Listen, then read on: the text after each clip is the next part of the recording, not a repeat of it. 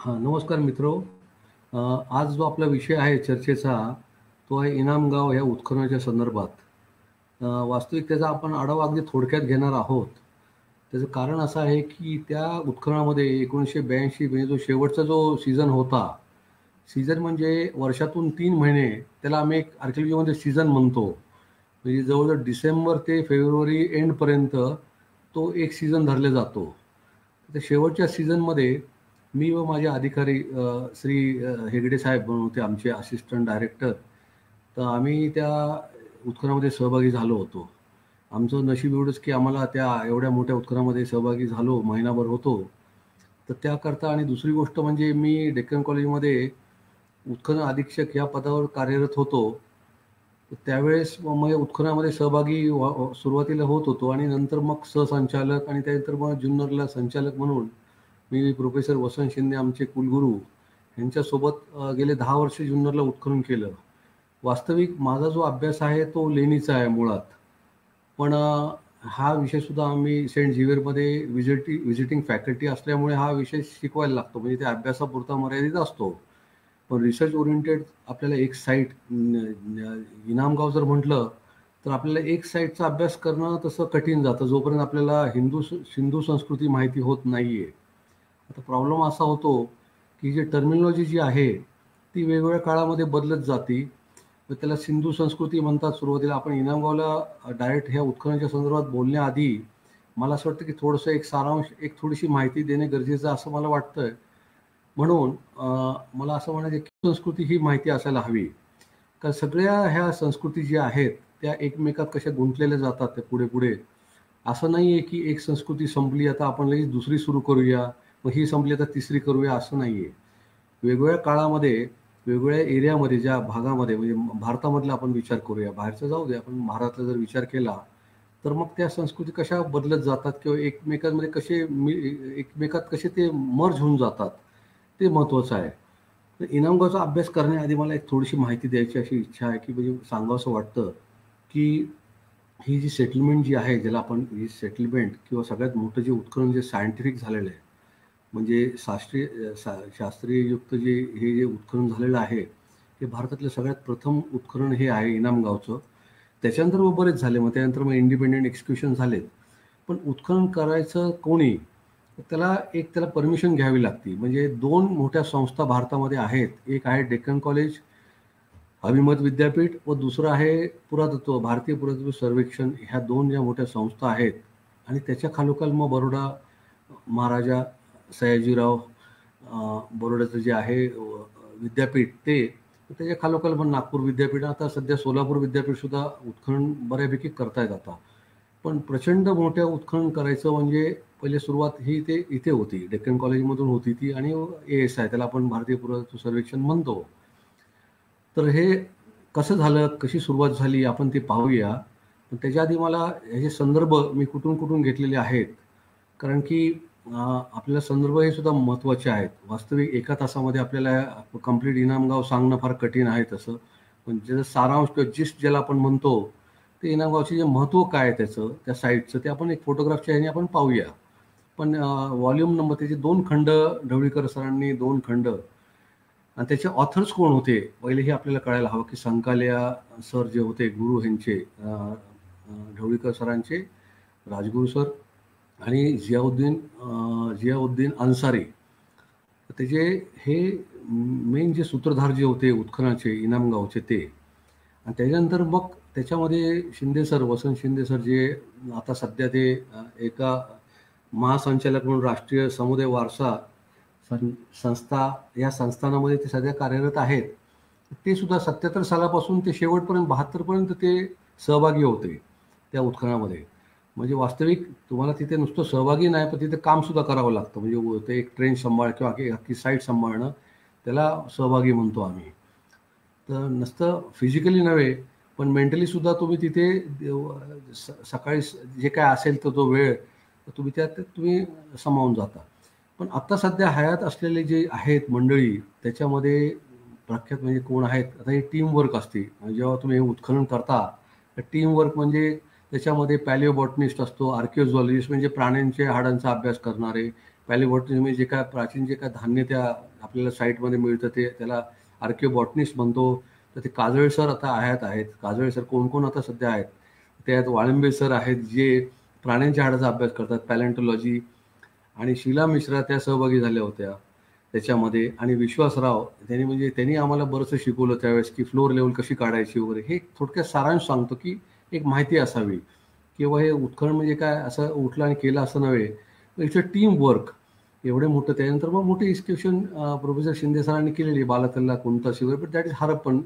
आता इथं आपण हे ताम्रपाषाण युगाच्या संदर्भात बोलत आहोत, पण हे ताम्रपाषाण युग हे कसं सापडलं आणि ह्याची डिस्कवरी कशी झाली, तिथून मग आपण त्याचा शेवट, त्याचा अंत कसा होतो आणि का होतो हे आपण पाहणार आहोत.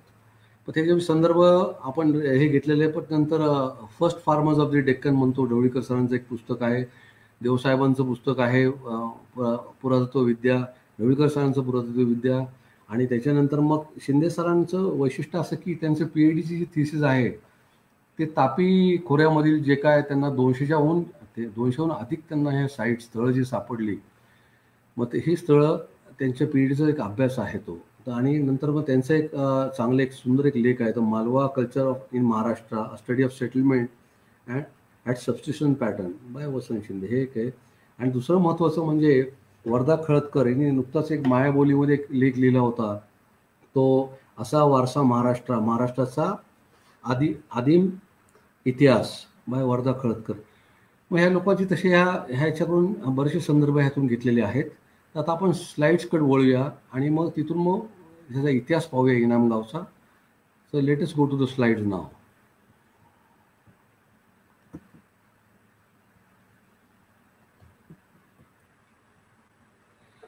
आजचा विषय आपला हा दख्खनमधील कृषी संस्कृतीचा पायाभरणी हा आहे. पण आता ही साईट कशी आहे, आता अगदी डायरेक्ट आपण हा ताम्रपाषाण युगात जेव्हा जातो, तर ताम्रपाषाण युगात जाण्याच्या आधी पण आपल्याला महाराष्ट्राची जी संस्कृती, जे काय आपल्याला कल्चरल एव्हिडन्सेस जो मिळतो, तो शातवाहन काळापूर्वी, म्हणजे शातवाहन म्हणजे इसवी सन पूर्व 200. तर तिथपर्यंत आपल्याला ह्याचा इतिहास महाराष्ट्राचा माहिती होतो. पण मग हे डायरेक्ट हा इनामगाव किंवा मग दैमाबाद किंवा हे साईट्स कशा शोधल्या जातात, तर ह्याला आपण एक्सप्लोरेशन म्हणतो. एक्सप्लोरेशन म्हणजे सर्वेक्षण जेव्हा करतो नदीकाठी, कारण आपल्याला माहिती आहे की मनुष्याला पाणी लागतं आणि पाण्याशिवाय माणूस किंवा कुठलाही जीव हा जगू शकत नाहीये. तर त्या नदीकाठी म्हणजे अगदी आदिमानवापासून, ज्याला आपण पॅलिथिक स्टोन एज म्हणतो, पॅलिथिक पासून, तर त्या कालखंडापासून पाणी तर हे गरजेचंच आहे. पण आता हे शोध कसा लागतो ह्याचा, की जेव्हा हे ताम्रपाषाण युगाचा, तर साधारण 1947 साली प्रवरेची नदीला मोठा पूर आला होता त्या काळात, 1947 साली. या पुरात गावच नाहीये तर शेती सुद्धा पाण्याखाली गेली होती. पण अशा प्रकोपाला तोंड देणे सोयीचे व्हावे म्हणून गावाने नदीच्या काठापासून थोडे आत चढावर वस्ती हलवली त्यांची त्या काळामध्ये. पण काय होतं, पुराच्या पाण्यामुळे बरेचसे ते माती वगैरे वाहून जाते, जमीन शेतीखाली आणायचं त्यांनी ठरवलं होतं. आणि काय आश्चर्य, त्यावेळेस अशी गोष्ट झाली होती की शेतीत नांगरताना अखंड अशी मातीची भांडी त्यावेळेस सापडायला लागली होती त्या काळात, 1947 साली.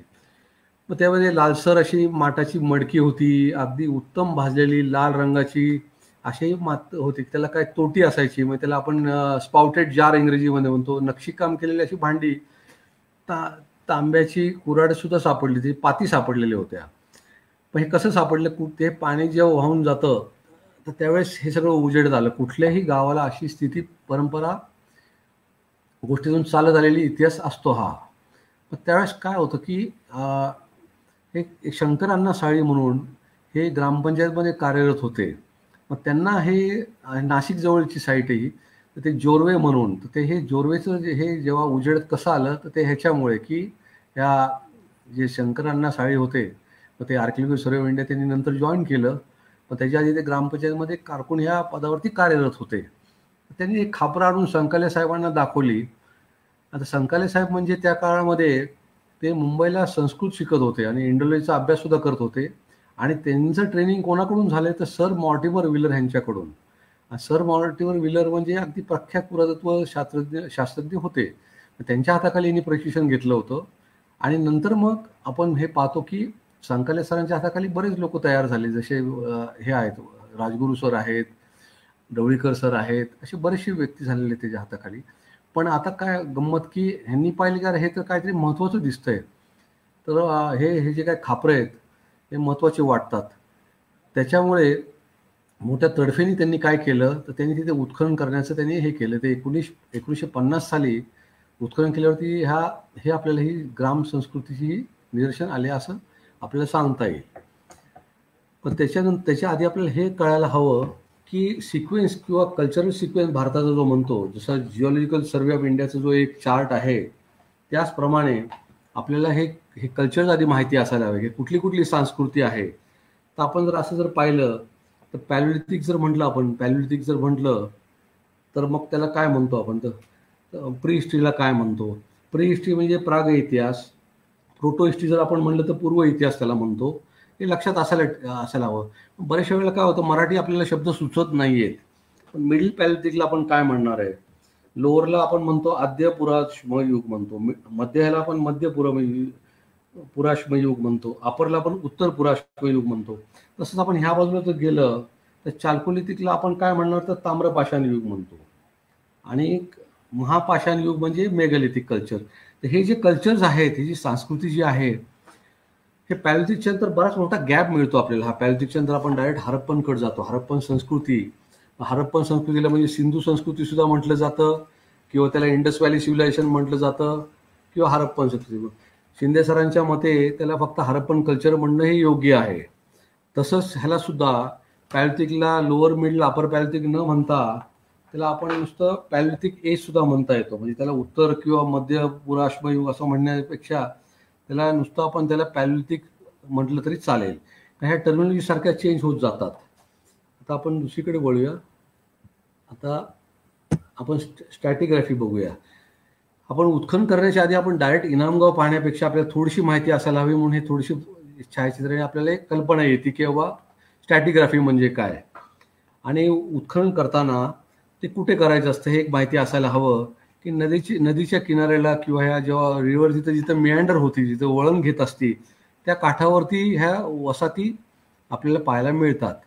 ते वसाहती पाहण्याचं ते कसं काम आहे, ते आर्किओलॉजिस्टचं काम आहे. पुरातत्व शास्त्रज्ञ ह्याला माहिती असतं हे स्थळं कशी शोधायचे, कुठे. त्याला पांढरीची माती म्हणतो आपण, गडी म्हणतो. गडी म्हणजे एक टेकाड असतं. तर टेकाड फॉर्मेशन कसं होतं त्यात आता नको जायला आपण. पण हे स्ट्रॅटिग्राफी जी आपण पाहतो आता, तर ते हे सर मॉर्टिमर व्हिलर यांनी हे शोधून काढली ती स्ट्रॅटिग्राफी कशी. याचं चांगलं उदाहरण द्यायचं जर झालं तर वर्तमानपत्र आपण जेव्हा घेतो 1 तारखेला 2 तारखेला, मग एकावर एक रचत जातो, तर जो सगळ्यात जुना जो पेपर असतो वर्तमानपत्र, तो 1 तारखेचा असणार खाली सगळ्यात. तसंच ह्या कालखंडामध्ये पॅलिओलिथिक हे सगळ्यात खाली असणार. मेसोलिथिक मध्य स्टोन एज ज्याला म्हणतो, मिडल स्टोन एज ज्याला आपण म्हणतो मेसोलिथिकला, तर तसंच हे सुद्धा वरती अर्ली हिस्टॉरिक पिरियड जातं. हा जो सेक्शन आहे, सेक्शन म्हणजे जसं आपण ब्रेड कापतो तर तो एक थर कापतो, सरळच्या सरळ. तसा हा मातीमध्ये आपण थर कापतो असा, म्हणजे ह्याला आपण सेक्शन म्हणतो. तर हा सायंटिफिक पद्धतीने आपण हे उत्खनन करत असतो.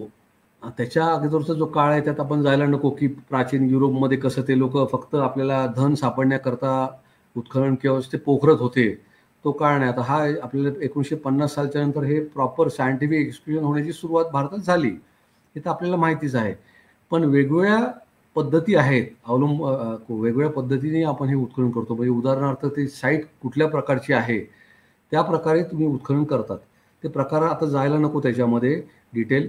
पण ह्याला आपण हॉरिझॉन्टल एक्सक्युएशन म्हणतो. हॉरिझॉन्टल एक्सक्युएशन उत्खनन करताना तुम्ही उत्तर, दक्षिण, पूर्व, पश्चिम चारी बाजूला तुम्ही हे एक्सपांड करू शकतो आपण. आणि व्हर्टिकल म्हणजे उभं उत्खनन करतो. त्याच्यामध्ये फक्त हे कल्चरल सिक्वेन्स, हे जे सिक्वेन्सेस येतात, हा इंडो रोमन एक सिक्वेन्स झाला, म्हणजे early historic, early farming culture म्हणजे ताम्रपाषाण, मेसोलिथिक, आणि हे स्टोन एज म्हणतो आपण. ह्याच्यामध्ये हे कल्चर जर शोधायचे असतील तर तुम्ही एक छोटासा 5x5 मीटरचा ट्रेंच घेऊन आपण हे उत्खनन करू शकतो.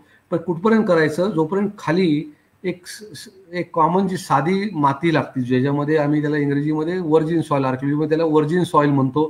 त्यामध्ये कुठलेही पुरातत्व अवशेष सापडत नाहीयेत, त्याला आपण वर्जिन सॉइल म्हणतो. तर ते मिळस तोपर्यंत हे व्हर्टिकल एक्सक्युएशन करतो. वास्तविक हॉरिझॉन्टलमध्ये सुद्धा तुम्हाला तिथपर्यंत जावंच लागतं खाली वर्जिन सॉइलपर्यंत.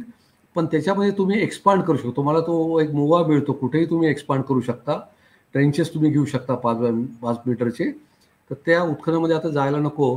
पण हे जे थर जे आहेत हे कधी एकमेकात सुद्धा जातात आणि त्या थराची जी हाईट आहे म्हणजे जी उंची ज्याला म्हणतो ती 2 मीटर पण असू शकते किंवा 5 सेंटीमीटरची सुद्धा असू शकते. आणि त्याच्या रंगावरून आम्ही शोधत नाही की हा एक थर, हा दुसरा थर किंवा हा, पण नुसतं रंगावरून नाही, पण ते कंटेंट्स कुठले आहेत, त्याचा हार्डनेस काय आहे, त्याच्यावरून तुम्ही ते लेअर करतो आपण. लेअर म्हणजे जे मार्किंग आपण जे दिसतंय तुम्हाला सुरीने जे करतात, तर ते लेअर तुमच्या ह्या एक्सपिरियन्स, तुमच्या ह्या अनुभवाने तुम्हाला ते करता येतं. आता आपण पुढे जाऊया की आपण हा नकाशा बघतोय. ह्या नकाशामध्ये एक्सक्युटेड चाल्कोलिक साईट्स आहेत. चाल्कोलिक म्हणजे ताम्रपाषाण जे साईट्स आपल्याला सापडतात ते कुठे कुठे कुठल्या कुठल्या नदीच्या काठी आहेत ह्या. तर आपल्याला प्रकाश आणि आणि दुसरी गंमत म्हणजे काय की ह्या सगळ्या साईट्सचं जे बरंचसं जे सारांश जो आहे, मग त्याचं जे कल्चरल मटेरियल म्हणा किंवा सेटलमेंट पॅटर्न बऱ्यापैकी कुठेतरी मिळतं जुळतं असतंच हे कुठे ना कुठे. पण आता एक संस्कृती कुठून येते किंवा कशी येते किंवा हे लोक कोण होते इनामगावला ते आपण पाहूया. पण त्याच्या आधी हे आपल्याला माहिती असायला हवं की ह्या तापीच्या ह्याच्या काठावरती प्रकाश साईट आहे ती उत्खनन केलेली आहे. सावर्डा कल्चर आपल्याला मिळतं. सावर्डा कल्चर आपल्याला दैमाबादमध्ये सुद्धा मिळतं. बहाल जी एक साईट आहे, टेक्कलकोटा इथं नाही, बहाल आहे, टेक्कलकोटा दक्षिणेमध्ये. कावठे एक साईट आहे, ही एक डेक्कन कॉलनीने उत्खनन केलेली आहे. नेवासा ही भारतामधली सगळ्यात महत्त्वाची साईट का आहे, कारण तिथे तुम्हाला सगळे संस्कृती बघायला मिळते. अगदी राईट फ्रॉम पॅलिओलिथिक पासून ते मिडिवल साईट पण तुम्हाला एकाच जागी सगळ्या ह्या कल्चर्स तुम्हाला संस्कृती पाहायला मिळतात. तर चांडोली सुद्धा उत्खनन डेक्कन कॉलनी केलेले. आपेगाव, नेवासा, दैमाबाद हे गोदावरीच्या काठावरती आहेत. पण त्याचे ट्रिब्युटरी म्हणजे ट्रिब्युटरीज ज्याला म्हणतो आपण, जसं इनामगाव हे भीमाला, पण ते ट्रिब्युटरी आहे घोड नदी जी आहे. घोड नदीच्या काठावरती इनामगाव हे बसलेलं आहे. तसंच वाळकी, सोनगाव ह्याचे सुद्धा उत्खनन झालेले. पण सगळ्यात मोठं जे उत्खनन झालेलं आहे ते इनामगाव आणि दैमाबाद. त्याच्या खालोखाल मग तुम्हाला कावठे आहे, बरेचसे असे साईट्स आहेत छोट्या मोठे, जसं माझ्या लक्षात येईल मी सांगतो, पण त्यात रँडमली मी तुम्हाला हे सगळं सांगत आहे. आपेगावला छोट्या प्रमाणात झालेली, पण दैमाबाद, वास्तविक इनामगाव ही फक्त 5 ते 6 हेक्टरची एरिया आहे. त्याच्यामध्ये 5 माउंट्स आहेत. माउंट म्हणजे टेकाड म्हणतो, पांढरीची गडी. वास्तविक दैमाबाद ही 20 हेक्टरमध्ये आहे. आणि सुदैवाने त्याची प्रथा आहे की जेव्हा तुम्ही उत्खनन करता त्याचा रिपोर्ट करायला हवा. तर डेक्कन कॉलेज ही एकच माझ्या माहितीप्रमाणे संस्था आहे की ती हे रिपोर्ट काढतात त्याचं जे काय उत्खनन होतं. आता सुद्धा जुन्नरमध्ये जे काय उत्खनन झालं त्याचं रिपोर्टचं काम सुरू आहे. तसंच दैमाबादचं सुद्धा उत्खनन जे झालेलं आहे, आर्किओलॉजी भारतीय पुरातत्व सर्वेक्षण यांनी जे केलेलं आहे ते शंकर साळी, डॉक्टर शंकरांना साळी यांनी सुद्धा तो रिपोर्ट तयार करून तो प्रसिद्ध सुद्धा झालेला आहे. आता आपण पुढे जाऊया. इनामगावची जी टेकडी म्हणतो, तर ही टेकडी, आता हे समोर तुम्हाला नदी दिसती प्रवाह, ह्या ज्या टेकड्या आहेत 5, तर 5 माउंट्स आहेत. त्या 5 माउंट्समध्ये त्यांनी काय केलेलं आहे, 5 माउंट्समध्ये पण त्याच्या आधी मला हे सुद्धा सांगावं असं वाटतं की मगाशी मी सांगितलं की त्या खापरं जी सापडली शंकरांना साळी ह्यांना, पण तिथं आपल्याला शातवाहन वसाहती खालच्या थरामध्ये काय होतं हे माहिती नव्हतं. पण ह्याच्यामुळे आपल्याला ही संस्कृती अजून 2000 वर्ष मागे जाते हे सांगायला मी विसरलो होतो की 2 वर्ष मागे गेली. आणि इतिहासपूर्वकालीन महाराष्ट्राच्या संशोधनाला हा जबरदस्त ही चालना त्यावेळेस मिळाली. केव्हा, जेव्हा ही खापरं शंकरांना साळीने मिळाली. आणि म्हणजे इथून पुढे म्हणजे उत्खननाला जे थेट सुरुवात झाली, इनामगाव, दैमाबाद वगैरे हे आपण सांगू शकतो. तर हे महत्त्वाचं आपल्याला लक्षात असायला हवं. आता इनामगाव, आता आपण डायरेक्ट इनामगावकडे आता वळूया की 5 जे माउंट्स होते ज्याला टेकाड म्हणतो आपण, पांढरीची माती, त्याच्यामध्ये फॉस्फेटचं कंटेंट भरपूर असतं. आणि उत्खनन करण्यापूर्वी सुद्धा बरेचशी साईट थोडीशी बऱ्यापैकी साईट डिस्टर्ब झालेली होती. कारण की गावातले लोक ती पांढरीची माती ती घर वापरण्यासाठी, जे मध्यम गरीब लोक जे असतात, सिमेंट ज्यांना परवडत नाही, तर ती पांढरीची मातीचं घर त्यांनी त्याचा गिलावा करून त्याचं प्लॅस्टरिंग करतात घराला, छोट्या मोठ्या घरांना. पण आणि त्याच्यामुळे माती नंतर मग थोडीशी शेतीमध्ये सुद्धा वाढ झाल्यामुळे तर बरेचसे जे माउंट जे आहेत, जे गडी आहेत, टेकाड जी आहेत, ती उद्ध्वस्त व्हायला लागली होती. पण सुदैवाने बऱ्यापैकी ही साईट ही तशी डिस्टर्ब नव्हती. पण इनामगाव हे जरी आज लहान खेडे जरी असले, आणि हे कुठे आहे तर पुण्यापासून जवळजवळ 85 किलोमीटर अंतरावरती म्हणजे घोड नदीच्या उजव्या तीरावर वसलेलं आहे.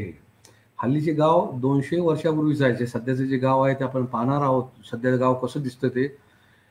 तर बडोदा संस्थानाच्या महाराणी चिमनताई, ह्याचा एक इतिहास आहे की ह्या इनामगावच्या घाटगे घराण्यातल्या होत्या ह्या चिमनाबाई.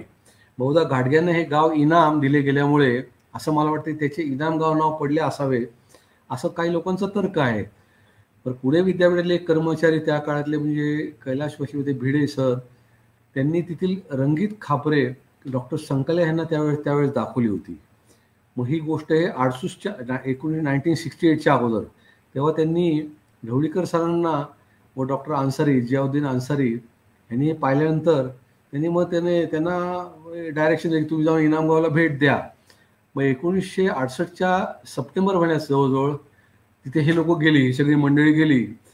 आणि तिथे प्राचीन गडी गावापासून 3 किलोमीटर दूर आहे. तशी बघितलं तर ही प्राचीन जी गडी आहेत आणि तिथे बरेचसे हाडं वगैरे सापडत असत त्या काळामध्ये. म्हणून गावकरी घाबरत होते की अरे इथं जायला नको, म्हणून ते लांब. त्यामुळे सुदैवाने ती सुरक्षित राहिली ती साईट बऱ्यापैकी. आणि मग हे आपण पाहूया की ताम्रपाषाण संस्कृती याला कधीपासून सुरू होती ही. तर ही इसवी सन पूर्व 2000 म्हणजे आता बिफोर प्रेझेंट जर म्हटलं तर 4000 वर्षापूर्वी, इथून मागे 4000 वर्षापूर्वी.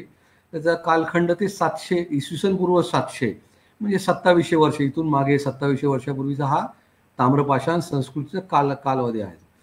नवपाषाण काळानंतर नवपाषाण म्हणजे न्यूलिथिक एज म्हणतो आपण इंग्रजीमध्ये, म्हणजे दगडी हत्याराचा वापर होतो. ह्याच्यामध्ये गंमत काय की दक्षिण भारतामध्ये जे नवपाषाण युगाचा काळ वेगळा आहे. बुर्जॉम म्हणजे उत्तर भारतामध्ये बुर्जॉम जी साईड आहे त्याचा नवपाषाण काल वेगळा आहे. पण जेव्हा ताम्रपाषाणचा जो काळ जो दक्कनमध्ये जो सुरू होत असतो त्यावेळेस हा नवपाषाण युग कंटेम्पररी ह्या साईडच्या ताम्रपाषाणच्या सोबत चाललेला असतो. नंतर मग एक काळ एकमेकांना कसे मिळतात ते आपण पाहूया. ह्या काळातील लोकांना तांब्याचा वापर सुरू केला.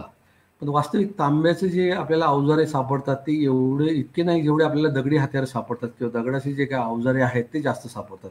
त्यात हातारे बांगड्या, मणी, माशाचा गळ, चाकावरची मातीची भांडी, म्हणजे कुंभार जो चाकावरती भांडी करतो, सुरुवात झाली.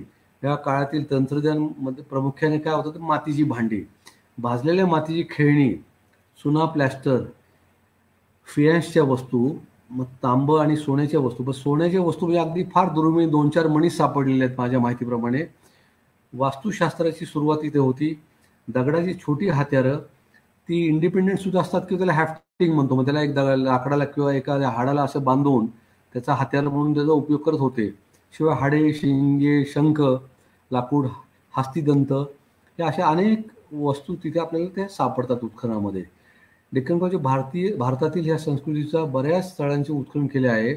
त्यात प्रामुख्याने राजस्थानमध्ये आहार एक साईट आहे आणि मालाथल जी साईट आहे, गिलोण, जोरवे, नाशिक. आता जोरवे किंवा आपण माळवा म्हणतो त्या साईटच्या नावाने हे नावं दिलेली गेलेली असतात.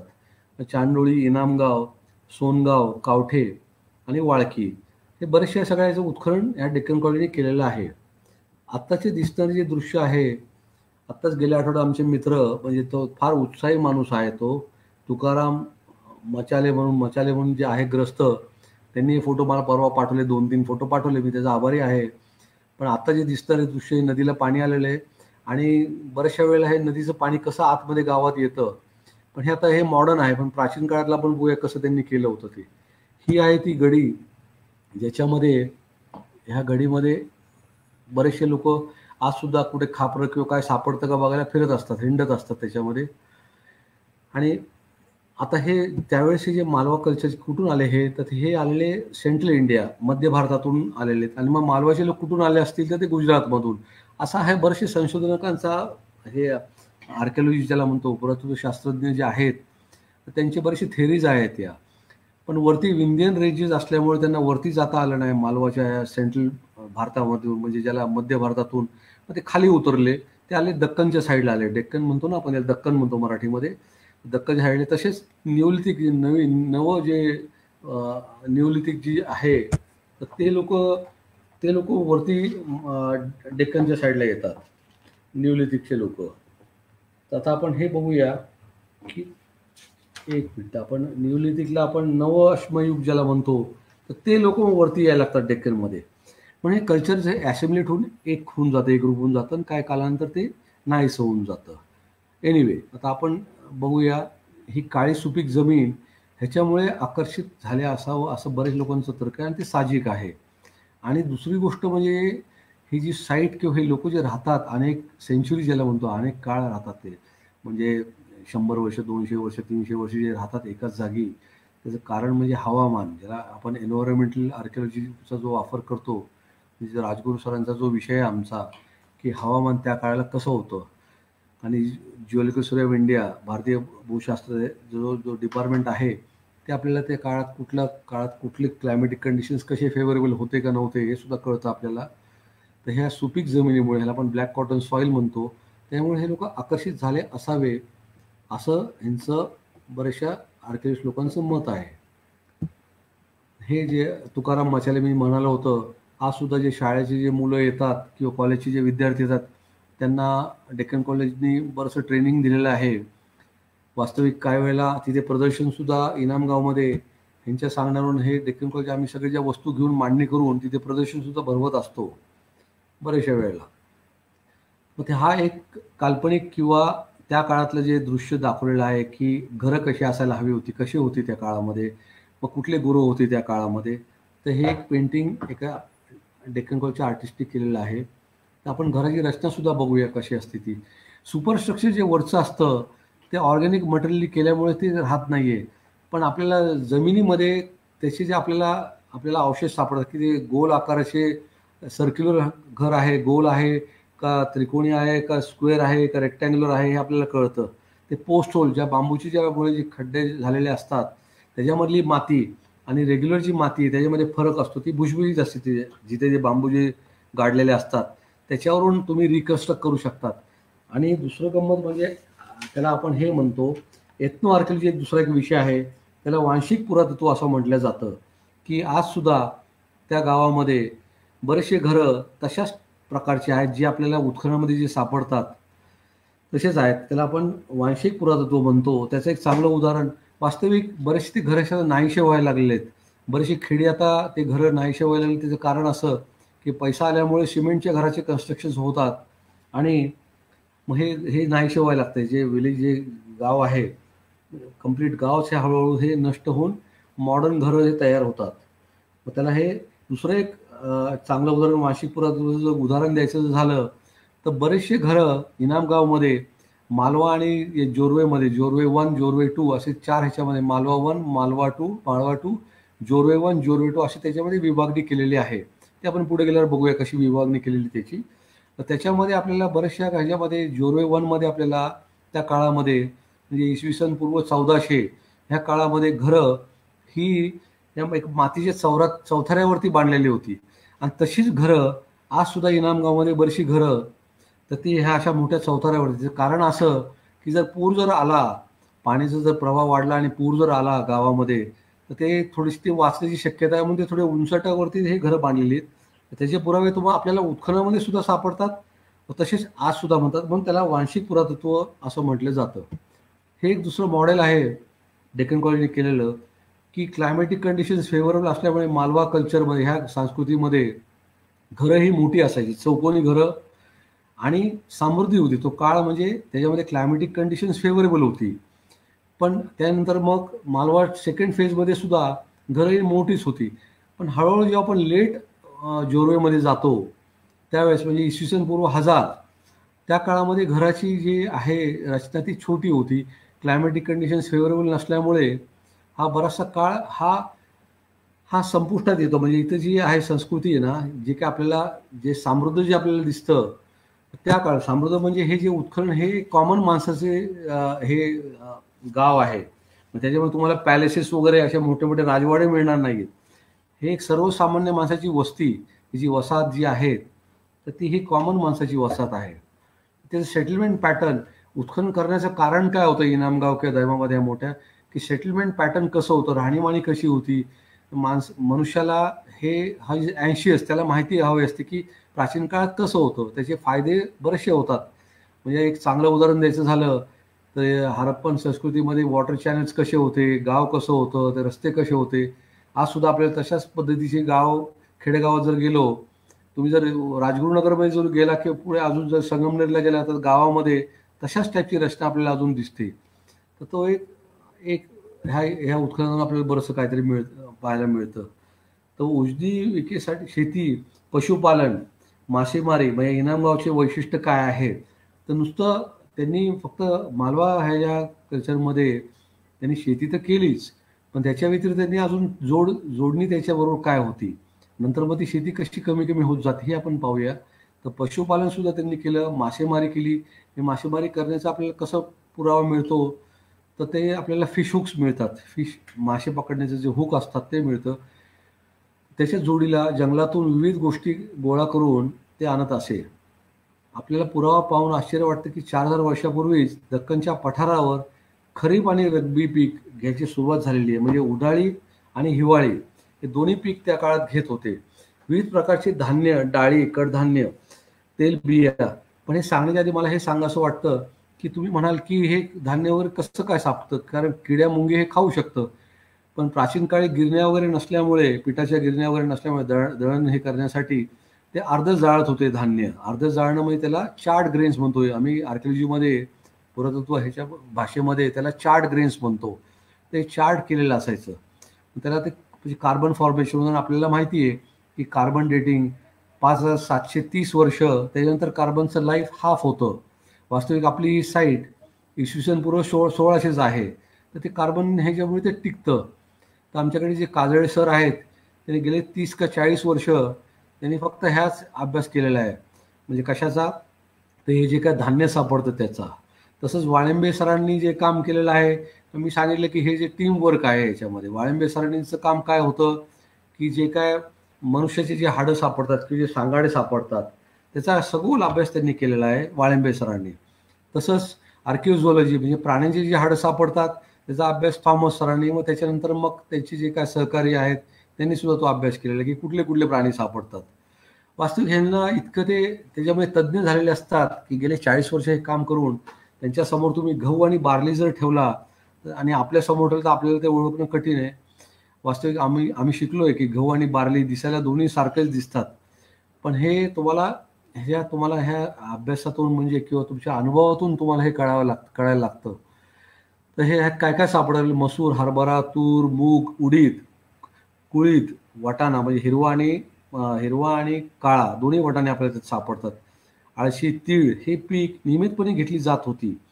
गव्हासारख्या पिकाला पाणी लागतं म्हणून इनामगावच्या लोकांनी नदीच्या पाण्याचा कालवा ही एक फार मोठी गोष्ट म्हणजे एक अगदी महत्त्वाची गोष्ट की पाणी त्या घोड नदीचं पाणी त्या साईडमध्ये कसं आणायचं, त्याला कॅचमेंट एरिया किंवा त्याला तुम्ही कालवा तयार करणं आणि त्याचे पाट काढून पुन्हा जास्तीत पाणी शेतीत कसं मिळवायचं ही व्यवस्था त्यांनी केली होती.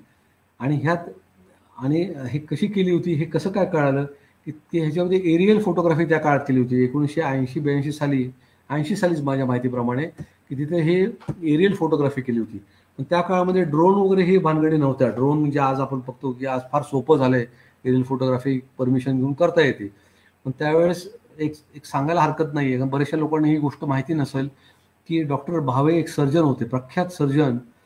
त्यांच्याकडे एक 2 सीटर विमान होतं छोटंसं आणि त्याच्यामध्ये त्यांचा मुलगा विमान चालवत असे आणि डॉक्टर भावे हे वरून फोटोग्राफी करून त्या काळात माझ्या माहितीप्रमाणे त्या काळामध्ये 70-80 हजार रुपये खर्च केला होता एरियल फोटोग्राफीसाठी. आणि त्या एरियल फोटोग्राफीच्या साहाय्याने म्हणजे हे जे उत्खनन करणारे जे मेन जे होते म्हणजे अन्सारी सर किंवा ढवळीकर सर यांच्या निदर्शनास त्या मातीचा जो थर आहे आणि तो कालवा किंवा जे काय जो चर खोदला होता, तर त्याचे त्यांना त्या डिफरन्स त्यांना कळून आला की मग त्यांनी जे उत्खनन केलं ना त्यांना कळलं की अरे हा जो चर तो डायरेक्ट हा नदीपर्यंत जातो. तर मग त्याच्यावरून त्यांना कळलं की पाणी त्यांनी कसं आणलं होतं. ते कशामुळे झालं की आपल्याला ह्या डोळ्यांनी आपल्याला हे पाहता येत नाही जेव्हा आपण ह्या साईटवरती फिरतो. पण हे एरियल फोटोग्राफीच्या सहाय्याने तो आपल्याला तो जो काय कॅचमेंट एरिया त्यांनी कशी केली, पाणी कसं अडवलं, एक तलाव केला, तिथून तो पाणी आत आणलं. तर ह्या जस्ट आपल्याला because of the aerial photography. मग ते आपल्याला काय काय सापडतं ह्यात हरणाच्या शिंगापासून अँटलर ज्याला म्हणतो, मग छोटे नांगर, त्यांनी छोटे नांगराचा वापर केला त्याचा. आणि दुसरी महत्त्वाची गोष्ट बैलाच्या खांद्याच्या हाडापासून छोटे नांगरचे सुद्धा त्यांनी बनवले होते. तसेच हरणाचे शिंग पोकळ करून त्यातून पेरणी करत होते. पण हे कितपत खरं आहे ते सांगणं थोडं कठीण आहे.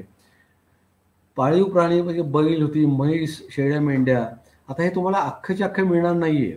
पण त्याची हाडं मिळाल्यानंतर हे जे शास्त्रज्ञ जे आहेत, आर्किओझॉलॉजिस्ट थॉमस सर वगैरे, त्यांच्यासमोर कुठले किंवा जोगळेकर सरांच्या समोर एक हात टाकलं की ते बरोबर सांगतात की कुठल्या प्राण्याचं आहे वगैरे. डुक्कर आणि कुत्री, मांजर याचे पुरावे सुद्धा आढळतात. म्हणजे प्राचीन म्हणजे पाळीव प्राणी सुद्धा होते, तसेच जंगली प्राणीचे सुद्धा आपल्याला अवशेष सापडतात. घोडा आढळतो, पण तो अगदी शेवटच्या कालखंडात बहुधा दक्षिण भारतातल्या लघुयुगातून आलेला असं वाटतं आपल्याला. नीलगाय, माकड, वाघ, बिबड्या, मुंगूस, ससा हे असे बरेचसे कबूतर, बदक, मग ते मांसाहारी सुद्धा होते ह्यातून आपल्याला सिद्ध होतं. आता हा रेफरन्स मी जो घेतलेला आहे तो खळदकरांनी जो काय मायाबोलीला जो दिला होता तो लेख, त्यातून हा मी घेतलेला आहे. पण तो संदर्भ टाकलेला की वर्धा खळदकरांच्या लेखातूनच घेतलेला आहे. आता घराचे जर आपण बघितलं, मालवाचं घर त्याच्यामध्ये रॅम्प म्हणतो. रॅम्प सॉइल म्हणजे त्याला अगदी दाबूनची माती बसवलेली असती आणि त्याच्यावरती एक ह्याचा थर असतो, चुन्याचा थर दिलेला असतो. आणि तो थर म्हणजे जेव्हा तुम्ही उत्खनन करता, तुम्हाला तो जो थर लागला तर तुम्हाला तो ट्रेस करत करत जावा लागतो, हा कुठपर्यंत जातोय तो. मग तुम्हाला ती फ्लोर लेवल मिळते. एक फ्लोर लेवल मिळाल्यानंतर मग तुम्ही त्याची डॉक्युमेंटेशन करता, फोटोग्राफी करता, ड्रॉइंग करता त्याचे, आणि मग असं करत करत तुम्ही खाली जाता वर्जिन सॉइलपर्यंत. मग इथे सुद्धा एक रॅम्प आहे, म्हणजे स्वयंपाक करण्याकरता एक रॅम्प करून ठेवलेलं आहे किंवा कुठल्या वस्तूसाठी, तर हे आपल्याला दिसतं. त्यानंतर तुम्हाला हे पीट ड्वेलिंग म्हणतो. त्या मालवा काळामध्ये नुसतंच तुम्हाला रेक्टँग्युलर जे घरं मिळतं तर तसे नव्हे, तर ते पीट ड्वेलिंग सुद्धा आपल्याला पाहायला मिळतात. पीट ड्वेलिंग म्हणजे एक खड्डा करून त्याला चुन्याचा गिलावा देऊन त्याच्यामध्ये राहत असेल. मग त्याचं वरचं सुपरस्ट्रक्चर जे आपल्याला हे होल्स दिसतात भोक, तर ते गेलेले. ह्याच्यावरती बांबू लावून वरती एक ह्याचा छप्पर करतो, ज्याचं झाडाच्या पालांपासून किंवा काय ह्याचं, तर त्याचं ते करून तसे राहत होते. पण काही कालानंतर ते निघून जातं. उत्खनामध्ये ते टिकणारच नाही, का ते ऑर्गॅनिक मटेरियल आहे, त्याच्यामुळे ते निघून जाणार. तसंच आपण एक सेक्शन बघतो, तो ह्याचा तो चॅनल जो त्यांनी केला होता त्याचा एक सेक्शन जो घेतलेला आहे ते दाखवलेलं आहे. त्यानंतर ह्या बर्बरेटीच्या रहस्य ह्याचा काळ इनामगाव इथे घोड नदीचे पाणी अडवून, हे मला सांगायचं मग अशी जे आपण म्हटलं होतं पाटामार्फत शेतीचे पुरवणे या यंत्रणेत सापडते आपल्याला. मग हे एक युनिक फीचर आहे म्हणजे भारतामध्ये, की कसं ते पाणी त्यांनी त्या काळामध्ये इसवी सन पूर्व 1600 त्या काळामध्ये उत्खनामध्ये मुख्य वस्तीच्या पश्चिमेला बंधारा, पाट. मग आता काही जिओलॉजिस्ट वगैरे बरेचसे लोक काम करतात वॉटर मॅनेजमेंट, त्यातला हा सगळ्यात मुख्य हा वॉटर मॅनेजमेंटचा एक चांगलं उदाहरण आहे. पाट आणि नाली याचे अवशेष त्यात मिळालेले आहेत. बंधारा जवळपास आता त्याचं आपल्याला मेजरमेंट दिलेलं आहे. बंधारा जवळपास 2.5 मीटर रुंद व 240 मीटर लांबीचा असून, मग ह्या एरियल फोटोग्राफीद्वारे हे आपल्याला कळालं असून, तो दगड गोटे व मातीच्या भरावाने केलेला होता. नाली 3.5 मीटर खोल, 4 मीटर रुंद, म्हणजे ते लांबी रुंदी दिलेली. आपण ह्यात जास्त डिटेलमध्ये नको जायला, पण जमिनीचा उतार लक्षात घेऊन त्यानुसार पाणी वाहत जाईल अशी योजना त्यांनी त्यावेळेस केलेली होती. अशा तऱ्हेने ती कौशल्यपूर्ण योजना महाराष्ट्रात या काळात इतरत्र अद्याप आढळून आलेली नाही. नाली मध्यभागी खोल असल्याने तिच्यामध्ये पाणी साठून राहील आणि त्याचा उपयोग बिन पावसाळी दिवसात पिकांना देण्यासाठी केली जात असावा, असा ह्या बऱ्याचशा संशोधकांचा हा त्यांचं असं म्हणणं आहे. शेतीचे उत्पन्न वाढल्यामुळे विविध प्रकारची कारागिरी उदयास आल्याने दिसून येते. तांब्याच्या चपट्या कुऱ्हाडी, मणी, सोनाराचे चिमटे आणि मासेमारीचे गळ, रंगीबिरंगी दगडाचे, त्याचप्रमाणे तांब्याचे मणी. मग ह्याचा अर्थ काय, की तुम्हाला रॉ मटेरियल तिथे उपलब्ध होतं. म्हणजे तुम्हाला बरेचसे रॉ मटेरियल कुठून आणावं लागत नव्हतं. फक्त आपण हे म्हणू शकतो की तांबं जे आहे ते दक्षिण भारतातून येत असावं, असं ह्या आर्किओलॉजिस्ट लोकांचं मत आहे. पण तिथे स्पेल्टिंग कॉपरचं करत होते हे सांगणं थोडं कठीण आहे. पण आपल्याला जी भट्टी सापडलेली त्याच्यामुळे ते माठ वगैरे करत होते, म्हणजे मातीची जी भांडी. आणि हेच आपण एम्बॅकमेंट जे केलेलं आहे, मगाशी सांगितले हे गोटे वगैरे टाकून त्यांनी कशी एम्बॅकमेंट तयार केली होती ते आपल्याला कळतं. नंतर मग पॉटरी ज्याला आपण म्हणतो, ही मालवा वेर आहे. मालवा वेर म्हणजे त्यांनी नाव दिलेलं आहे, वेरचे नावं दिलेली आहेत. कुठली मालवा वेर म्हणतो, जोरवे वेर म्हणतो, पादरी वेर म्हणतो, असे वेरचे हे आर्किओलॉजिस्ट लोकांनी नावं दिलेली. का आपण ओळखायचं कसं, तर त्याला हे माळवा वेर म्हणतो आपण. तर त्याच्यामध्ये वेगवेगळ्या टाईपची जे भांडी जी सापडली जातात, तर ती भांडी, तर भांड्याचे आकार वगैरे आपल्याला हे इथं समजतं की डिश ऑन स्टँड म्हणतो. आणि ही भाजलेली मातीची भांडी आहे ती. ते भाजलेली मातीची भांडी त्याला आपण ब्लॅक ऑन रेडवेअर म्हणतो. ब्लॅक ऑन रेडवेअर म्हणजे काळ्या ह्याने तुम्ही त्याच्यावरती लाल भांड्यावरती नक्षी काम करतात बाहेरच्या बाजूने. मग त्याला हा जो डिश ऑन स्टँड म्हणतो, हा जो वास म्हणतो, हा कॅरिडेटेड बाउल म्हणतो, कॅरिडेटेड वेसल म्हणतो, तर बोल्स म्हणतात त्याला. बोल्स असे जे शब्द आहे, बोल्स, ते वेगवेगळ्या टाईपचे बोल्स आपल्याला मालवा काळात मिळतात. आणि टणक असतात, म्हणजे अगदी म्हणजे चांगल्या भाजलेले असतात हे त्या भट्टीमध्ये. मग तर ते असे त्याला आपण इल फायर्ड आणि वेल फायर्ड म्हणतो. इल फायर्ड म्हणजे जर व्यवस्थित भाजलेली असेल तर आपण इल फायर्ड म्हणतो, आणि वेल फायर्ड म्हणजे ती चांगल्या भाजलेली जर असेल तर. तसंच ह्या इतर सुद्धा हे जोरवेची जी भांडी आहेत त्यामुळे जास्त बदल होत नाही, पण जोरवेमध्ये तुम्हाला एक स्पाउटेड जार मिळतो, ज्याला एक तोटी सुद्धा असती, आणि हे नक्षीकाम बाहेरच्या बाजूला ड्रॉइंग केलेले आहे. वास्तविक तुम्हाला एक खापर जरी सापडलं, एक चांगलं म्हणजे महत्त्वाचं म्हणजे रिम पोर्शन जर वरचं जर तोंड असतं ते, किंवा बॉडी पार्ट जर सापडला, तर डेक्कन कॉलच्या ड्रॉइंग सेक्शनचे जे काय मंडळी आहेत, तर तुम्ही त्याला अगदी बरोबर तंतोतंती हा माठ कसा असेल त्याची ते त्या तेवढ्याशा एका माठाच्या खापराने तुम्हाला सांगता येतं की बाबा हा माठ कसा दिसू. आणि बऱ्याचशा वेळेला तुम्हाला संपूर्ण माठ मिळतील असंच नाही आहे, कारण त्या मातीच्या त्या प्रेशरमुळे दबल्या जातं. पण ही सुद्धा इनामगावची पॉटरी ही संग्रहालयामध्ये ठेवलेली आहे. तर हे ही एक वैशिष्ट्यपूर्व ही पॉटरी आहे. तर हे कसे माती भांडी घडवलेली असून हे भाजलेले असतात बरं काही, त्यावर तांबड्या रंगाचा पातळ लेप, म्हणजे आपण त्याला स्लिप म्हणतो इंग्रजीमध्ये, देऊन मग नक्षी केली जात होती. ती अत्यंत घाटदार आहे. त्याचे घडे, तोटीची भांडी, वाडगी म्हणतो त्याला, कुंडी, कारण हे मराठी शब्द तसे अवघड असल्यामुळे ही स्लाइड इथे दाखवण्यात येत आहे. कुंडे इत्यादी हर प्रकारे आहेत. जोरवे संस्कृतीच्या कुंभाराचे आरे इनामगाव आणि दैमाबाद इथे सापडतात. आरे म्हणजे त्याचे त्याचे इन्स्ट्रुमेंट जे वापरतात ते. इनामगाव येथील भट्टी एखाद्या प्रचंड मोठ्या कढईसारखी होती. ती आकाराने गोल, त्याचा व्यास सुद्धा दिलेला असून दगडी पायावर उभारलेली होती. खालच्या बाजूला जवळची सोय होती, जाळण्याची सोय होती. दैमाबाद येथील भट्टी चौरस अशी ती आकाराची होती. तिच्या भिंती उंच होत्या, त्या भाजून पक्क्या झाल्या होत्या. त्या म्हणजे आज आपण ती तंदुरी जी बघतो, जसं तंदूर ज्याला म्हणतो, तशाच पण तंदूर हा फार छोटा असतो. ही भट्टी फार बरेच मोठी भट्टी आहे.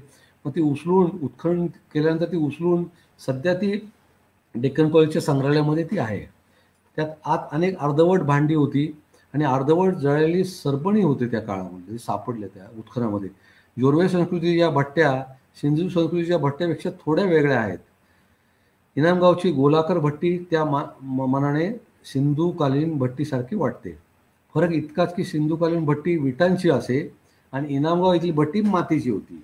वास्तविक तंदूर सुद्धा आज तो मातीचाच करतो, त्यात विटा नसतात. भांडी भाजण्यासाठी ती उष्णता किती असायला हवी, ती 700 उष्णता आवश्यकता असते. हे अजून एक इतर भांड्याचा हा जोरवे 1 मधली ही भांडी, त्याला तोटी, त्याला ब्लॅक ऑन रेड म्हणतात, वेल फायर्ड अशी ही भट्टी आहे. आता ही ती भट्टी जी तिथून ती, आणि कसं फार अवघड होतं काम, म्हणजे खालून त्याला कट करून ही भट्टी आज ह्याच्या म्युझियममध्ये, त्या संग्रहालयामध्ये ठेवण्यात आलेली आहे. आणि त्याचा वरून दिसणारे दृश्य हे असं आहे की भट्टीमध्ये तुम्हाला बरेचसे अर्धवट भांडी व ते जळालेलं लाकूड किंवा ते भट्टीला वापरण्याचे जे काय लागतं त्या गोष्टी सापडतात तुम्हाला. हे एक महत्त्वाचं आहे. त्याच्यानंतर आपण हे म्हणू शकतो की आपल्याला आता पुढे जायचं झालं तर आपण धार्मिक सुद्धा हे बघूया की आपल्याला काय काय सापडतं तिथे. पण हे धर्माच्या बाबतीत त्यांना त्याची समजुती काय होती का, तर ते नक्कीच होती. कारण की त्याचं बऱ्याचशा अशा गोष्टी त्याला ह्या कच्च्या मातीच्या, म्हणजे ह्याला भाजलेल्या मातीचे हे अवशेष नाही, पण एक बोटीचं चित्र, एक फिगर दाखवलेली आहे, एक बैल, आणि ह्या आकाराच्या हे एकावर एक हे बंद होत आहे याच्यावरती. तर आपल्याला ह्याच्यावरून असं समजते खरंच धार्मिक काहीतरी त्यांच्या समजुती होत्या का. तर उत्तर जोरवे काळामध्ये शेती खालवली हे आपल्याला कळतं उत्तर काळामध्ये, आणि शिकारीची आर्थिक भिस्त होती, म्हणजे शिकारीच्या वरती ते अवलंबून होते. आणि त्याच्यामुळे सुफलनाची देवता, शिरोहीन देवता अशा या काळातील अस्तित्वात होत्या. तिच्या मातीचे लहान आकृती सापडतात आपल्याला, बऱ्याचशा वेळेला सापडतात, आणि बऱ्याचशा वेळेला आपल्याला फिमेल फिगर सापडतात, मेल फार कमी सापडतात. इतर स्त्री मूर्तीही तात्कालीन धार्मिक समजुतीशी निगडीत असाव्यात असं बरेच लोकांचा तर्क आहे, या इतिहासकारकांचा, या आर्किओलॉजिस्ट लोकांचा. इनामगाव इथे या काळातील 2 मातीची चित्र सापडली. ती मोठ्या चुलाण्याजवळ पडलेली होती. मग बहुधा गाव जेवणासारख्या मोठ्या प्रसंगी कार्यक्रम ह्या करता निर्विघ्न पार पडावा म्हणून आधी त्याची अशी समजूत होती, त्याची पूजा केली जात असावी असं या बरेच आर्किटेक्ट लोकांचं म्हणणं आहे. आणि आता सुद्धा असे हल्ली प्रचलित असलेल्या प्रथेवरून म्हणता येईल, कारण की आजही तिथे गावात गाव जेवण असे म्हणजे स्वयंपाकासाठी मोठे चुलाने खोदतात आणि प्रथ प्रथम कणकण कणकीचा पुरुषमूर्ती तयार करून हे असे कार्यक्रम करतात. म्हणजे थोडक्यात धार्मिक समजुती त्यावेळेस होत्या. त्याला गॉड्स अँड गॉडेसेस ज्याला आपण म्हणतो, ते बरेचसे फिगरिन्स आपल्याला तिथे सापडलेले आहेत. त्यानंतर एक खापर ज्याच्यावरती बैलगाडीचं एक इन्सिजन केलेलं आहे, म्हणजे इन्साइज्ड म्हणजे कोरलेलं आहे बैलगाडीचं एक चित्र, ते सरफेसवरती सापडले, उत्खननामध्ये सापडलेलं नव्हतं. त्याच्यानंतर आपण लेट जोरोमध्ये पुरुषाचं सुद्धा म्हणजे मेल फिगर सुद्धा सापडतात आपल्याला. आणि अँटलर जे आपण मगाशी म्हटलं, तर अर्ली जोरोमध्ये अँटलर सुद्धा आपल्याला हे सापडलेले आहेत. आणि त्याचं असं म्हणणं आहे की बहुतेक हे नांगरण्याकरता सुद्धा वापरण्यात आलेलं असावं. त्याच्यानंतर हे आपण टॉंग्स म्हणतो, त्याला कॉपर टॉंग्स म्हणतो. टॉंग्स म्हणजे चिमटा, ते सुद्धा आपल्याला तिथे सापडण्यात आलेलं आहे. मग हे बऱ्याचशा वेळेला खापरं तुम्हाला जोडावे लागतात. मग त्यासाठी विश्वासराव जे सर आहेत ते अजून आपल्या सोबत आहेत सध्या. तर त्यांनी सुद्धा हे मेंडिंग कसं करायचं आम्हाला त्या जागेवरती शिकवलं, की तुम्ही एक खापर तिथे जागेवरतीच मेंडिंग करायचं. हा याला स्टोरेज जार म्हणतो. ह्याच्यामध्ये धान्य वगैरे साठवलं जात होतं. आता हे धान्य हे साठवणं म्हणजे घरामध्येच धान्य ठेवलेलं असत त्यावेळेस. बरेच वेळेला धान्य हा सुद्धा खेडेगावमध्ये आपण बघतो, पण ते बांबूच्या ह्याचं केलेलं असतं, पातीचं ते करून तासून त्याचं. आणि दुसरं एक माठ आहे, त्याच्यामध्ये सुद्धा बरेचसे फिगर, हे सुद्धा एक बैलगाडीचे चित्र आहे, पण ह्यात नीट दिसत नाहीये, पण हे सुद्धा स्टोरेज जार त्याला म्हटलं जातं. त्याच्यानंतर हा 4 लेगेड जार जो सापडलेला आहे, हा हा भाजलेल्या मातीचा नाहीये, म्हणजे हा कच्च्या मातीचा आहे, पण ह्याला सन ड्राईड म्हणजे आपण हे उन्हामध्ये वाळवलं जात होतं त्या काळामध्ये. ह्याचं एक मजेशीर गोष्ट सांगायला हरकत नाहीये, की 1982 साली जेव्हा हा जो जार सापडला, त्याच्यामध्ये काय प्राणी आहे आणि एक पॅन्थर म्हटलं जातं त्याच्यामध्ये. तर हा जो जार, कारण की तुम्हाला त्यावेळेस डॉक्युमेंटेशन करावं लागतं. तर ह्यावेळेस काय झालं, दुर्दैवाने डेक्कन कॉलेजचे जे फोटोग्राफर होते त्याची ती फिल्म संपली. त्या काळात डिजिटल फोटोग्राफी नव्हती. आणि त्यावेळेस मी छायाचित्रकार म्हणून पुरातत्व ह्या खात्यामध्ये, महाराष्ट्र शासनाच्या या खात्यामध्ये मी कार्यरत होतो छायाचित्रकार म्हणून अगदी सुरुवातीला ग्रॅज्युएशन करताना. त्याशिवाय इनामगावला गेलो मी आणि माझे अधिकारी. तर त्यावेळेस हा जार जेव्हा सापडला, तेव्हा मला त्यांनी आम्हाला विनंती केली की बाबा तुम्ही आम्हाला फोटोग्राफी करून द्या. तर इन सिटू म्हणजे जागेवरती जेव्हा रिम पोर्शन वरचं सापडतं, ते जोपर्यंत शेवटपर्यंत, तर त्याची आम्ही व्यवस्थित फोटोग्राफी करून डेक्कन कॉलेजच्या सुपूर्द केली होती त्या काळामध्ये. हे सांगण्यासारखं म्हणजे की it was a good experience त्या काळामधला आमचा. नंतर तुम्हाला एक जार सापडतो, मध्ये एक पालीचं चित्र सुद्धा आहे. पाल आहे, एक मनुष्य आहे, आणि आतून चुन्याने तो हे केलेला आहे, लेपलेला असतो तो. त्यानंतर तो आपल्याला एक सिलेंड्रिकल जार सुद्धा मिळतो, पण हे काहीतरी पाणी किंवा लिक्विड कुठलं तरी द्रव्य हे ठेवण्याकरता असावं, एक्झॅक्टली सांगता येत नाही. नंतर मग आपण त्याला पीठ शिलोज म्हणतो. धान्य ठेवण्यासाठी सुद्धा घरामध्ये एका कोपऱ्यामध्ये चुन्याने लेपलेलं, आणि त्याच्यामध्ये मग किड्या मुंग्या लावून न लागण्याकरता धान्य खाऊ नये म्हणून त्यासाठी चुन्याचा लेप लावलेला असतो. मग हे चार्ट ग्रेन्स, बार्लीचे चार्ट ग्रेन्स जे सापडलेले, हे मायक्रोस्कोपचे फोटोग्राफ्स आहेत. तर बार्ली आणि वीट कसं ओळखायचं आपल्याला. वीट म्हणजे गहू, तर एक ग्रूव असतो मध्ये, गव्हाला एक मध्ये डॉर्सल आणि वेंट्रल साईड म्हणतो. तर त्याच्या वेंट्रल साईडला त्याला एक ग्रूव असतो, तसं ओळखता येतं. आणि बार्लीला तो ग्रूव नसतो. तर बार्ली सुद्धा मोठ्या प्रमाणात आपल्याला इनामगावमध्ये सापडते. इनामगाव पूर्व जोरवे कालखंड अत्यंत वैशिष्ट्यपूर्व सामाजिक आणि आर्थिक जीवन पद्धती दर्शवतो. या काळात वस्तीच्या मध्य भागात काटकोन चौकोनी आकारचे मोठमोठे घरे केंद्रित झाली होती.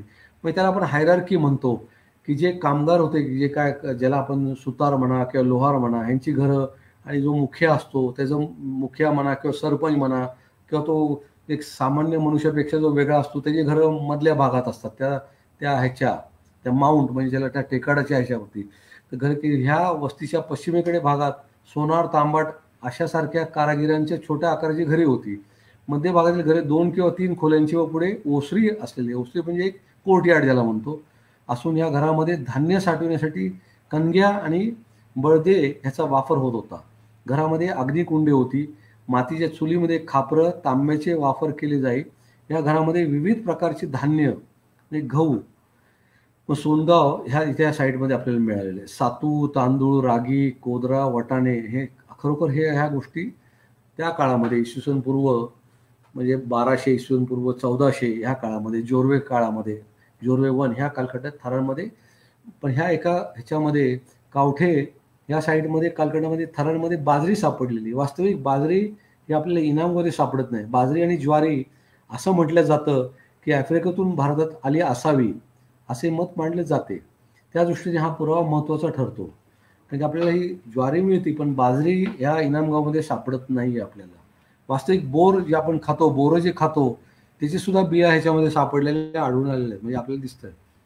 मग रिमेन्स ऑफ बीड्स बार्ली आपण जे म्हणतो मगाशी सांगितलं होतं त्याचप्रमाणे फिशोक सापडतात आपल्याला आणि बोर आवळा जांभूळ ह्याच्या सुद्धा बिया आपल्याला सापडतात.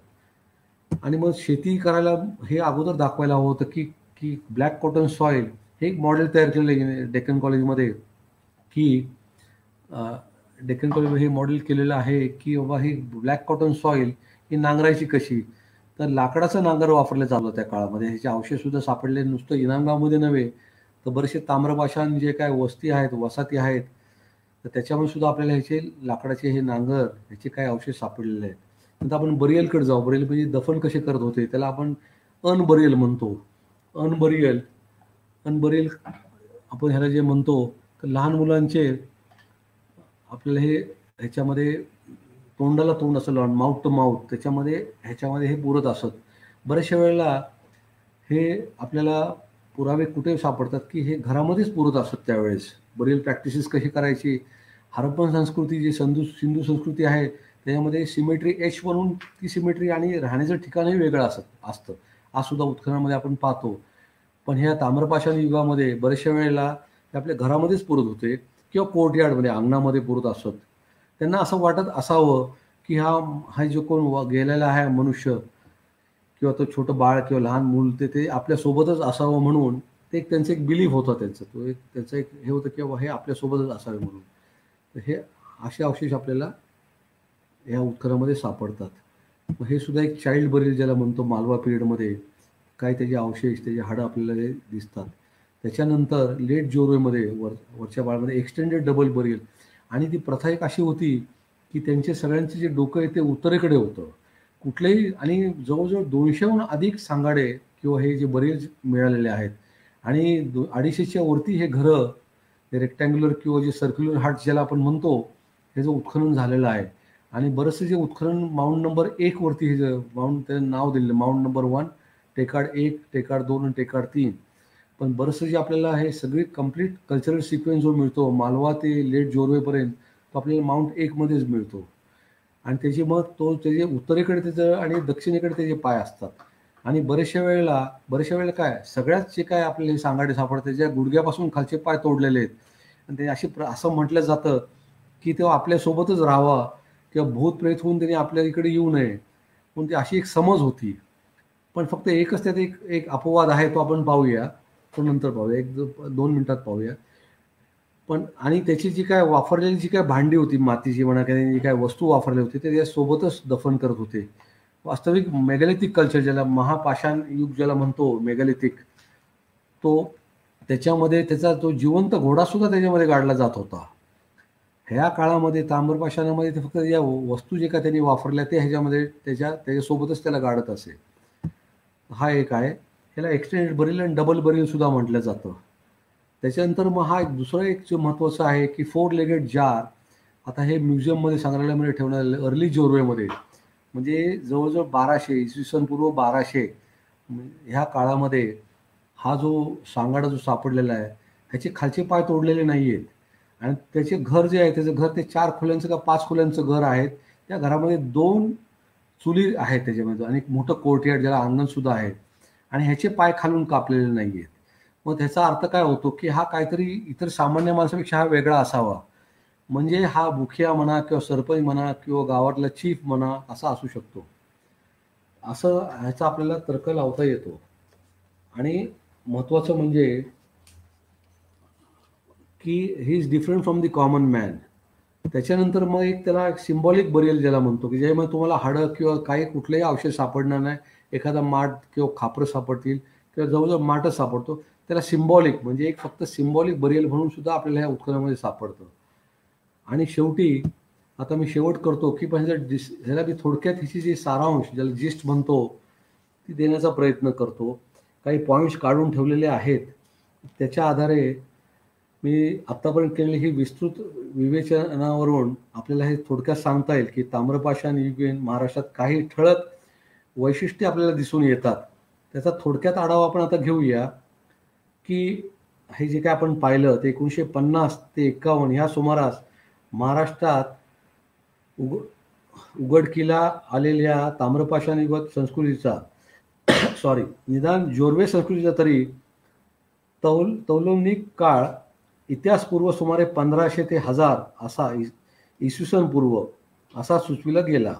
गेल्या काही दशकामध्ये जी विस्तृत उत्खनने आणि समन्वयाने झालेले त्यानुसार ताम्रपाषाण युगातील संस्कृती कमीत कमी इसवी सन पूर्व 2000 इतकी, म्हणजे इथून मागे 4000 वर्ष म्हणता येईल, इतकी मागे नेता आली आहे. हे कशामुळे की ती आपल्याला त्या साळींच्यामुळे तिथून ती सुरुवात झालेली आहे.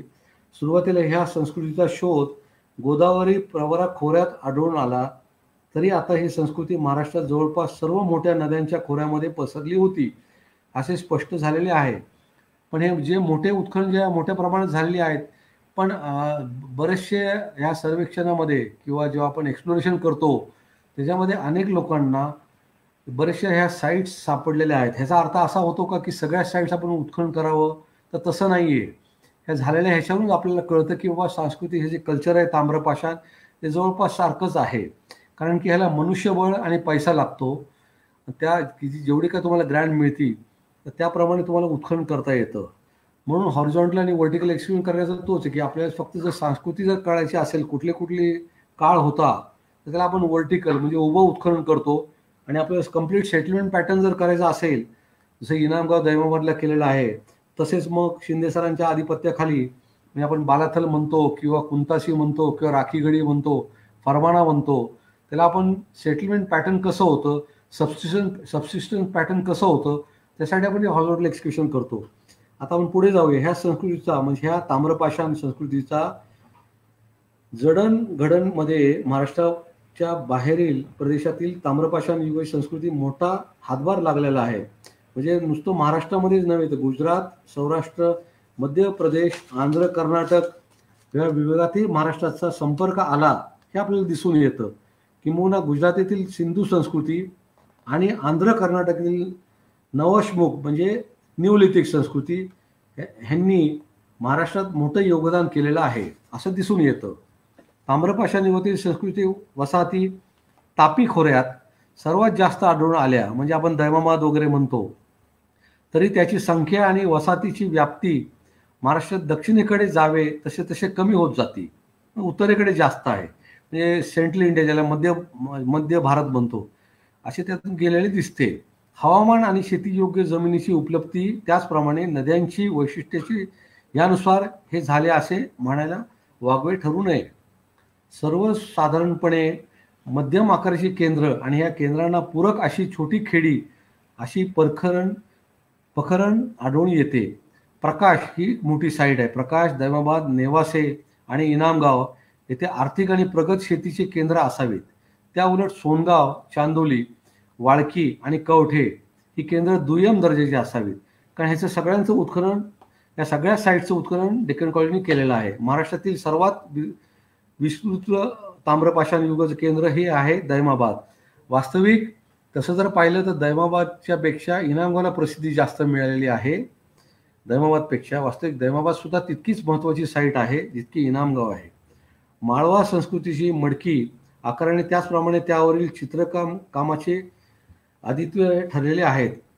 तर टणकपणा आणि विशिष्ट आकार हे हडप्पा संस्कृती खापराचे वैशिष्ट्य ठरते.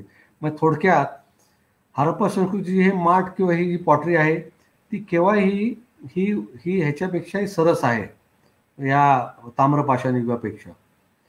पूर्व जोर्वे संस्कृतीचे खापरे चाकावर घडविले आणि अतिशय उत्तम भाजणीचे आहेत. आपण जे माठ मगाशी पाहिले ते त्या चक्रावरती केलेले आहे, ज्याला पॉटर्स व्हील म्हणतो. पण जे मोठे जे जार स्टोरेज जार आहे ते मॅनमेड म्हणतो, त्याला हँडमेड पॉटरी असते, ती जाड आकाराची. या संस्कृतीमध्ये शेतीची सुरुवात झाली अशा नवाश्मोगीन संस्कृतीहून विशुद्ध स्वरूपातील तालांच्या महाराष्ट्राचा अभाव आहे. परंतु ह्या संस्कृतीची काही वैशिष्ट्य महाराष्ट्रातील ताम्रपाषाण युगात संस्कृतीच्या लोकांनी आत्मसात केलेली ह्यात दिसून येते. आता आपण हे सुद्धा बघूया. गारगोटीच्या छिलक्याच्या म्हणजे गारगोटी छिलके म्हणजे ज्याला आपण फ्लेक टूल्स म्हणतो, छिलक्यांनी प्रक्रिया केलेली पाती म्हणजे त्याला आपण फ्लेक टूल्स म्हणतो. तसेच हाडांची ही लाकडांमध्ये खास करून बसवून ती वापरण्यात आलेली आहे हे आपल्याला दिसून येते. महाराष्ट्रातील ताम्रपाषाण युगातील संस्कृतीमध्ये सापडलेले काही वस्तू बैल, तांब्याची कट्यार, मटकी पश्चिम आशियाची संस्कृती संपर्क हे सुचवितात असे मत मांडणी केलेली आहे. परंतु तसा व्यापार वगैरे झालेला दिसून येत नाही. जसं आपण इंडो रोमन ट्रेड वगैरे पाहतो तो नंतरच्या काळामध्ये. ताम्रपाषाण युगातील हे लोक कोण होते याबद्दल वंशविषयक दृष्टिकोनातून काही निर्णायक मते मांडणे बरोबर ठरत नाही, कारण मानवशास्त्रज्ञांच्या जुने वंशविषयक सिद्धांत आता लागू पडत नाहीत अशा मतावर येऊन टेपले आहेत. परंतु सर्वसाधारणपणे हे ताम्रपाषाण युग लोक 5.5 फूट उंचीचे असावेत. या संस्कृती नष्ट कशा झाल्या जे निश्चित कारण सांगता येत नाही. कारणे तशी बरीचशी दिलेली आहेत, अवघड आहे तसे. परंतु सूक्ष्म हवामान व पर्जन्यमानातील घट ह्यामुळे ही संस्कृती हळूहळू अवनत होत गेली आणि कालाच्या ओघात नष्ट होऊन विस्मृत झाली असं आपल्याला सांगता येते या उत्खननातून. हे आपण थोडक्यात हा सारांश पाहिलेला आहे. धन्यवाद. Thank you very much.